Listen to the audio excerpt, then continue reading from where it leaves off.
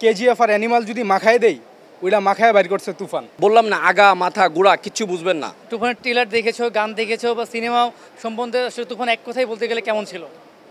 ছিল আপনার মোটামুটি আর কি, যতটুকু এক্সপেকটেশন ছিল তার সেটা রিচ করতে পারে নাই। আসলে আমি যেটা বলবো যে আপনার ইন্ডিয়ান যে ফিল্মগুলো ওগুলারই বেশিরভাগ কপি। আপনার কেজিএফ আর অ্যানিমাল যদি মাখায় দেই ওইটা মাখায় বাইর করছে তুফান। আপনার লুকটা যদি দেখেন, লুকটা পুরো অ্যানিমাল কপি, তো এটা দেখেই তো বোঝা যায়। হ্যাঁ, লাগে উড়া ধুরা, আপনার ওই গানটা তো পুরাই কপি। ওয়ালটন ফ্রিজ কিনে অনেকের মতো আপনিও হয়ে যেতে পারেন মিলেনিয়াল। সেরা পণ্যের সেরা অফার। কপি সিনেমা আপনার আর কি এখান থেকে কিছু নিছে, ওইখান থেকে কিছু নিছে, নিয়ে লাগাইছে। হ্যাঁ, রাইটারেরও কিছু আছে, রাইটারের আইডিয়াস আছে, সব একটা মিশে আপনাদেরকে আর কি প্রেজেন্ট করছে। খিচুড়ি বানাই দিচ্ছে। হ্যাঁ, অ্যাক্টিং ভালো লাগছে, তার অ্যাক্টিং ভালো লাগছে, এটা বলতে হবে। আচ্ছা, সাইকোর ব্যাপারটা আমি একটু বলি। যদি আপনারা মুভিটা দেখেন তাহলে দেখবেন এখানে সাইকো ইন দ্য এন্ড দেখানো হয়েছে যে হিরো আর কি নায়িকার সাথে থাকে, তাকে বোঝানো হয়েছে যে সে হচ্ছে গিয়ে মূল কিলার আর কি।